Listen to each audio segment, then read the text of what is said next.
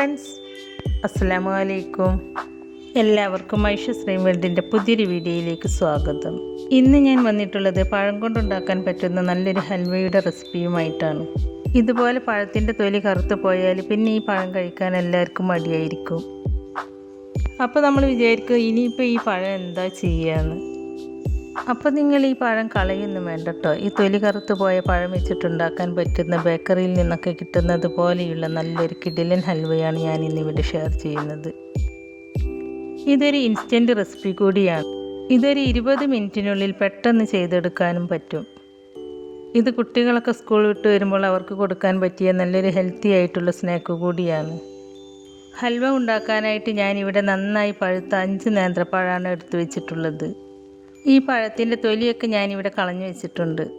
പിന്നെ ഇതിലേക്ക് ആവശ്യമായിട്ടുള്ളത് 1 കപ്പ് നല്ല കട്ടിയുള്ള തേങ്ങാപ്പാലാണ്.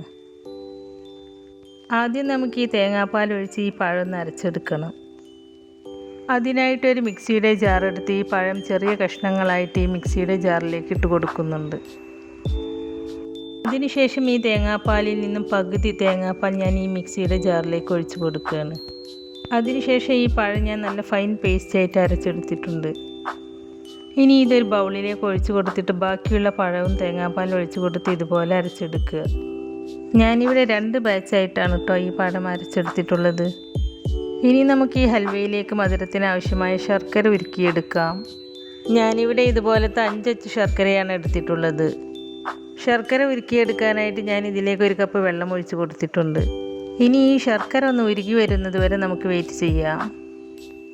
ശർക്കര എടുക്കുമ്പോൾ നല്ല ഡാർക്ക് കളറിലുള്ള ശർക്കര തന്നെ എടുക്കാനായിട്ട് ശ്രദ്ധിക്കുക കേട്ടോ. നല്ല ഡാർക്ക് കളറിലുള്ള ശർക്കര എടുത്താൽ നമുക്ക് ഹൽവ നല്ല ബ്ലാക്ക് കളറിലായിട്ട് കിട്ടും. ഇപ്പം നമുക്ക് ശർക്കര മുഴുവനായിട്ട് ഉരുകി കിട്ടിയിട്ടുണ്ട്. ഇനി നമുക്ക് ഫ്ലെയിം ഓഫ് ചെയ്ത് ഇതൊരു സൈഡിലേക്ക് മാറ്റി വെക്കാം. ഞാനിവിടെ ഒരു ചുവട് കട്ടിയുള്ള കടായി അടുപ്പത്ത് വെച്ചിട്ടുണ്ട്. കടായി ചൂടായതിനു ശേഷം അതിലേക്ക് 2 ടേബിൾ സ്പൂൺ നല്ല നെയ്യ് ഒഴിച്ചു കൊടുക്കുന്നുണ്ട്. നിങ്ങൾക്കിത് നെയ്യിന് പകരം വെളിച്ചെണ്ണയിലും ഉണ്ടാക്കിയെടുക്കാം കേട്ടോ. നെയ്യിൽ ഉണ്ടാക്കിയെടുക്കുകയാണെങ്കിൽ നല്ലൊരു ടേസ്റ്റ് ആയിരിക്കും. നെയ്യൊന്ന് നന്നായിട്ട് ഉരുകി കഴിഞ്ഞാൽ അതിലേക്ക് കുറച്ച് അണ്ടിപ്പരിപ്പ് ചെറുതായി കട്ട് ചെയ്ത് ചേർത്ത് കൊടുക്കുന്നുണ്ട്. ഈ അണ്ടിപ്പരിപ്പ് നന്നായിട്ട് ബ്രൗൺ കളറാക്കി എടുക്കുകയൊന്നും വേണ്ട കേട്ടോ, ജസ്റ്റ് ഒന്ന് ചൂടാക്കി എടുത്താൽ മതി. അണ്ടിപ്പരിപ്പ് ഇങ്ങനെ ചൂടാക്കിയിട്ട് ഹൽവയിലിട്ടാൽ നല്ല ടേസ്റ്റ് ഉണ്ടാവും. ഇപ്പോൾ അണ്ടിപ്പരിപ്പ് നന്നായിട്ടൊന്ന് ചൂടായി വന്നിട്ടുണ്ട്. ഇത്രയും മതി. ഇനി ഞാൻ ഈ അണ്ടിപ്പരിപ്പ് ഒരു പാത്രത്തിലേക്ക് എടുത്ത് മാറ്റുകയാണ്. അണ്ടിപ്പരിപ്പ് ഓപ്ഷണലാണ്. ഇതിന് പകരം നിങ്ങളുടെ കയ്യിൽ വേറെ ഏതെങ്കിലും നട്ട്സൊക്കെ ഉണ്ടെങ്കിൽ അതൊക്കെ ചേർത്ത് കൊടുക്കാം കേട്ടോ. നട്ട്സ് ഇട്ട് കൊടുക്കുന്നത് നിങ്ങൾക്ക് ഇഷ്ടമാണെങ്കിൽ മാത്രം ചേർത്ത് കൊടുത്താൽ മതി, അല്ലെങ്കിൽ നിങ്ങൾക്കിത് പ്ലെയിനായിട്ടും ഉണ്ടാക്കിയെടുക്കാനായിട്ട് പറ്റും. ഇനി ഞാൻ ഈ കടായിലേക്ക് നമ്മൾ അരച്ച് വെച്ചിട്ടുള്ള പഴത്തിൻ്റെ കൂട്ട് ചേർത്ത് കൊടുക്കുകയാണ്. ഞാനിത് ഡയറക്റ്റ് നെയ്യിലേക്കാണ് കേട്ടോ ചേർത്ത് കൊടുത്തിട്ടുള്ളത്. ഞാൻ നേരത്തെ പറഞ്ഞല്ലേ ഈ പഴം ഞാൻ 2 ബാച്ചായിട്ടാണ് അരച്ചെടുക്കുന്നത് എന്ന്. അപ്പോൾ ആ അരച്ചെടുത്ത പഴത്തിൻ്റെ മുഴുവൻ കൂട്ടും ഞാൻ ഈ കടായിലേക്ക് ഒഴിച്ചു കൊടുക്കുന്നുണ്ട്. കൂട്ട് ഒഴിച്ചു കൊടുത്ത പാടന്നെ ലോ ഫ്ലെയിമിലേക്ക് മാറ്റിയിട്ട് നന്നായിട്ട് ഇതുപോലെ ഇളക്കി കൊടുക്കണം. ഇതൊന്ന് തിക്കാവുന്നത് വരെ ഈ നെയ്യിൽ നമുക്കിതൊന്ന് കുക്ക് ചെയ്തെടുക്കാം. ഒരു 2-3 മിനിറ്റ് കഴിയുമ്പോൾ ഈ പഴം ഈ നെയ്യിൽ കിടന്ന് വെന്തതിൻ്റെ നല്ലൊരു സ്മെല്ല് വരും. ആ സമയത്ത് നമ്മൾ ഉരുക്കി വെച്ച ശർക്കരപ്പാനി ഇതിലേക്ക് ചേർത്ത് കൊടുക്കാം. നിങ്ങൾ ഈ പഴം മിക്സിയിലിട്ട് അടിച്ചെടുക്കുമ്പോൾ നിങ്ങളുടെ അടുത്ത് തേങ്ങാപ്പാൽ ഇല്ലെങ്കിൽ ഇതേ അളവിൽ പശുവിൻ പാൽ എടുത്തിട്ട് ആ പാലിൽ അരച്ചെടുത്താലും മതി. അതും ഇല്ലെങ്കിൽ പച്ചവെള്ളത്തിൽ അരച്ചെടുക്കുക കേട്ടോ. തേങ്ങാപ്പാലിൽ അരച്ചെടുക്കുമ്പോഴാണ് ടേസ്റ്റ് കൂടുതൽ, അതുകൊണ്ടാണ് ഞാനിവിടെ തേങ്ങാപ്പാൽ എടുത്തത്. ഇപ്പോൾ ഈ പഴത്തിൻ്റെ കൂട്ട് ചെറുതായിട്ടൊന്ന് തിക്കായി വന്നിട്ടുണ്ട്. ഈ സമയത്ത് ഞാൻ ഇതിലേക്ക് 1 ടേബിൾ സ്പൂൺ നെയ്യ് കൂടി ചേർത്ത് കൊടുക്കുന്നുണ്ട്. നെയ്യ് ചേർത്ത് കൊടുത്തതിന് ശേഷവും നന്നായിട്ടൊന്ന് മിക്സ് ചെയ്തെടുക്കുക. ഇപ്പോൾ നമ്മുടെ പഴത്തിൻ്റെ കൂട്ട് നന്നായിട്ട് തിക്കായി വന്നിട്ടുണ്ട്. ഇത്രയും സമയം ഞാനിത് ലോ ഫ്ലെയിമിൽ തന്നെയാണ് കേട്ടോ വെച്ചിട്ടുണ്ടായിരുന്നത്. ഇങ്ങനെ തിക്കായി കിട്ടാൻ അധികം ടൈമൊന്നും ആയിട്ടില്ല, ഏകദേശം ഒരു 5 മിനിറ്റ് ആയിട്ടുള്ളൂ. അപ്പോൾ ഇത് കണ്ടോ, ഈ പഴത്തിൻ്റെ കൂട്ട് നല്ല തിക്കായിട്ട് കിട്ടിയിട്ടുണ്ട്. അതുമല്ല ഈ പഴം നെയ്യിൽ കിടന്ന് വെന്തതിൻ്റെ നല്ലൊരു സ്മെല്ലും വരുന്നുണ്ട്. ഈ സമയത്ത് നമ്മൾ ഉരുക്കി വെച്ച ശർക്കരപ്പാനി ഒരു സ്ട്രെയിനറിൽ വെച്ച് അരിച്ചതിന് ശേഷം ഇതിലേക്ക് ചേർത്ത് കൊടുക്കാം. ശർക്കരപ്പാനി അരിച്ച് തന്നെ ചേർത്ത് കൊടുക്കണം കേട്ടോ, കാരണം ഈ ശർക്കരയിൽ കല്ലും മണ്ണും പൊടിയൊക്കെ ഉണ്ടാവും. ശർക്കര ചേർത്ത് കൊടുത്തതിന് ശേഷം കട്ടയൊന്നും ഇല്ലാതെ നന്നായിട്ട് മിക്സ് ചെയ്തെടുക്കുക. ഇപ്പം ഞാനിത് കട്ടയൊന്നും കെട്ടാതെ നന്നായിട്ട് തന്നെ മിക്സ് ചെയ്തെടുത്തിട്ടുണ്ട്. ഇനി ഞാൻ ഇതിലെ മധുരമൊക്കെ ഒന്ന് ബാലൻസ് ആവാൻ വേണ്ടിയിട്ട് ഇതിലേക്ക് ഒരു നുള്ള ഉപ്പ് ചേർത്ത് കൊടുക്കുന്നുണ്ട്.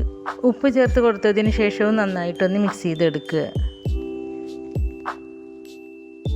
ഇനി ഞാൻ ഇതിലേക്ക് 1 ടേബിൾ സ്പൂൺ നെയ്യ് കൂടി ചേർത്ത് കൊടുക്കുന്നുണ്ട്. നെയ്യ് ചേർത്ത് കൊടുത്തതിന് ശേഷവും നന്നായിട്ടൊന്ന് മിക്സ് ചെയ്തെടുക്കുക. നെയ്യ് ചേർത്ത് കൊടുക്കുന്തോറും ഈ ഹൽവ മുറുകിക്കൊണ്ടേയിരിക്കും. പാനിലൊന്നും ഒട്ടിപ്പിടിക്കാതെ ഹൽവ നന്നായിട്ട് മുറുകി കിട്ടാനാണ് ഇടയ്ക്കിടയ്ക്ക് നെയ്യ് ഇങ്ങനെ ചേർത്ത് കൊടുക്കുന്നത്. ഇനിയിപ്പോൾ നിങ്ങൾക്ക് നെയ്യ് തന്നെ ചേർത്ത് കൊടുക്കണമെന്നൊന്നുമില്ല കേട്ടോ, വെളിച്ചെണ്ണയും ചേർത്ത് കൊടുക്കാം.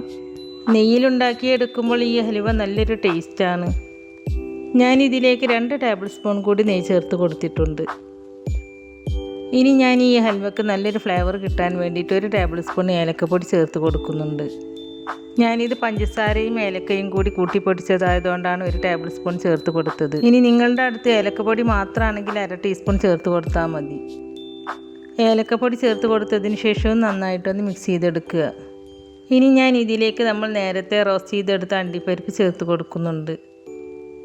അതിനുശേഷവും നന്നായിട്ടൊന്ന് മിക്സ് ചെയ്തെടുക്കുക. ഇനി ഞാൻ ഇതിലേക്ക് നെയ്യൊന്നും ചേർത്ത് കൊടുക്കുന്നില്ല കേട്ടോ. നമ്മളിതിലേക്ക് 6 ടേബിൾ സ്പൂൺ നെയ്യാണ് ഇതുവരെ ചേർത്ത് കൊടുത്തിട്ടുള്ളത്. ഞാനൊരു 5 മിനിറ്റ് കൂടുമ്പോഴാണ് ഇതിലേക്ക് നെയ്യ് ചേർത്ത് കൊടുത്തിട്ടുള്ളത്. ഇതിപ്പോൾ ഈ ഹലുവ കോരി കഴിക്കുന്ന രൂപത്തിലായിട്ടുണ്ട്. അപ്പോൾ നമുക്ക് ഇത്രയും ടൈറ്റായാൽ പോരാ, നന്നായിട്ട് തന്നെ ടൈറ്റായി കിട്ടണം. അപ്പോൾ അതുവരെ ലോ ഫ്ലെയിമിലിട്ട് ഇതുപോലെ ഇളക്കി കൊടുക്കുക. ഇപ്പോൾ കണ്ടോ, നമ്മുടെ ഹൽവയിൽ ചേർത്ത് കൊടുത്ത നെയ്യൊക്കെ നന്നായിട്ട് തെളിഞ്ഞു വന്ന് ഹൽവ പാനിലൊന്നും ഒട്ടിപ്പിടിക്കാതെ കിട്ടിയിട്ടുള്ളത്. ഇതുപോലെ നെയ്യ് തെളിഞ്ഞു വന്ന് ഹൽവ പാനിലൊന്നും ഒട്ടിപ്പിടിക്കാത്ത രീതിയിലാവുമ്പോഴാണ് ഹൽവ കറക്റ്റ് ടെക്സ്ചറിലാകുന്നത്. ഹൽവ സെറ്റ് ചെയ്തെടുക്കുന്നതിന് മുമ്പ് ഈ ഹൽവയിൽ നിന്നും എടുത്തു മാറ്റാൻ പറ്റാവുന്ന അത്രയും നെയ്യ് 1 സ്പൂൺ കൊണ്ട് എടുത്തു മാറ്റിയിട്ടാണ് കേട്ടോ നമ്മൾ ഈ ഹൽവ സെറ്റ് ചെയ്തെടുക്കുന്നത്. അല്ലാതെ ഈ നെയ്യോട് കൂടിയിട്ട് നമ്മൾ ഈ ഹൽവ സെറ്റ് ചെയ്തെടുക്കുന്നില്ല. ഇപ്പോൾ നമ്മുടെ ഹൽവ കറക്റ്റ് ടെക്സ്ചറിലായിട്ടുണ്ട്. ഇനി ഞാൻ ഫ്ലെയിം ഓഫ് ചെയ്ത് കൊടുത്തിട്ട് 1 സ്പൂൺ കൊണ്ട് പറ്റാവുന്ന അത്രയും നെയ്യ് എടുത്ത് മാറ്റിയിട്ട് ഞാനിത് സെറ്റ് ചെയ്യാനായിട്ട് ഒരു പാത്രത്തിലേക്ക് ഇട്ട് കൊടുക്കുന്നുണ്ട്. ഹൽവ സെറ്റ് ചെയ്തെടുക്കുന്ന പാത്രത്തിൽ ഞാൻ കുറച്ച് നെയ്യ് തടവിയിട്ട് അതിലേക്ക് കുറച്ച് റോസ്റ്റ് ചെയ്തെടുത്ത വെളുത്ത എള്ള് ഇട്ട് കൊടുത്തിട്ടുണ്ട്. വെളുത്ത എള്ള് ഇട്ട് കൊടുക്കണമെന്ന് നിർബന്ധമൊന്നുമില്ല കേട്ടോ, നിങ്ങളുടെ അടുത്ത് ഉണ്ടെങ്കിൽ ഇട്ട് കൊടുത്താൽ മതി. ഇട്ട് കൊടുത്താൽ ഹൽവ കാണാൻ നല്ലൊരു ഭംഗിയായിരിക്കും. പിന്നെ റോസ്റ്റഡ് എള്ളാവുമ്പോൾ കഴിക്കാൻ നല്ലൊരു ടേസ്റ്റും ഉണ്ടാവും. അപ്പോൾ നിങ്ങളുടെ അടുത്ത് ഉണ്ടെങ്കിൽ ചേർത്ത് കൊടുക്കുക കേട്ടോ. ഹൽവ സെറ്റ് ചെയ്തെടുക്കാൻ ഗ്ലാസിൻ്റെ പാത്രം തന്നെ വേണമെന്നൊന്നുമില്ല കേട്ടോ, നിങ്ങളുടെ അടുത്തുള്ള സ്റ്റീലിൻ്റെ പാത്രത്തിൽ സെറ്റ് ചെയ്തെടുത്താലും മതി. പാത്രത്തിലേക്ക് ഇട്ട് കൊടുത്തതിന് ശേഷം സ്പൂണിൻ്റെ പുറത്ത് കുറച്ച് നെയ്യാക്കിയതിന് ശേഷം ഞാൻ ഇതുപോലെ ഒന്ന് ലെവൽ ചെയ്തെടുക്കുന്നുണ്ട്.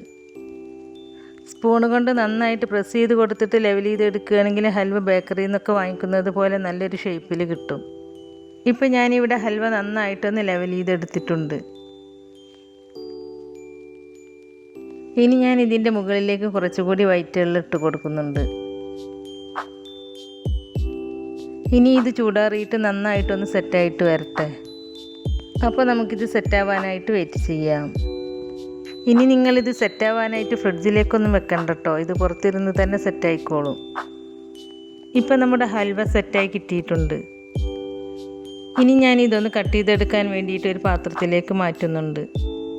സെറ്റ് ചെയ്ത് വെക്കുമ്പോൾ പാത്രത്തിൽ നമ്മൾ നെയ്യ് പുരട്ടിയത് കൊണ്ട് നമുക്ക് ഈ പാത്രത്തിൽ നിന്ന് പെട്ടെന്ന് തന്നെ എടുത്തു മാറ്റാനായിട്ട് പറ്റും. അപ്പോൾ വളരെ ടേസ്റ്റി ആയിട്ടുള്ള ബനാന ഹൽവ ഇവിടെ റെഡിയായി കിട്ടിയിട്ടുണ്ട്. ഇനി ഞാൻ ഇതൊന്ന് കട്ട് ചെയ്തെടുക്കുകയാണ്. കണ്ടോ, കറക്റ്റ് ടെക്സ്ചറിൽ തന്നെയാണ് നമുക്ക് ഈ ഹൽവ കിട്ടിയിട്ടുള്ളത്.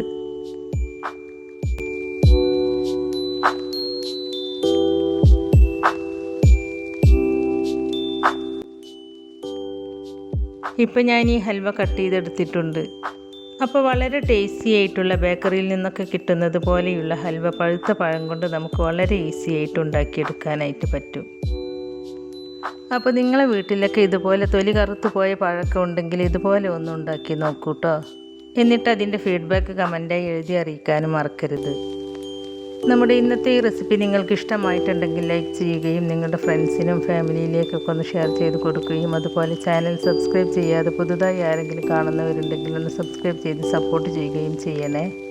സബ്സ്ക്രൈബ് ചെയ്യുമ്പോൾ കൂടെ കാണുന്ന ബെല്ലൈക്കണിൽ ക്ലിക്ക് ചെയ്ത് അതിലാളെന്ന ഓപ്ഷൻ തന്നെ എനേബിൾ ചെയ്ത് വെക്കുകയാണെങ്കിൽ പുതിയ റെസിപ്പീസ് അപ്ലോഡ് ചെയ്യുമ്പോൾ അതിൻ്റെ നോട്ടിഫിക്കേഷൻ നിങ്ങൾക്ക് കിട്ടുന്നതാണ്. ഇൻഷാ അല്ലാഹ് പുതിയ റെസിപ്പീസുമായി വീണ്ടും വരാം. Thank you.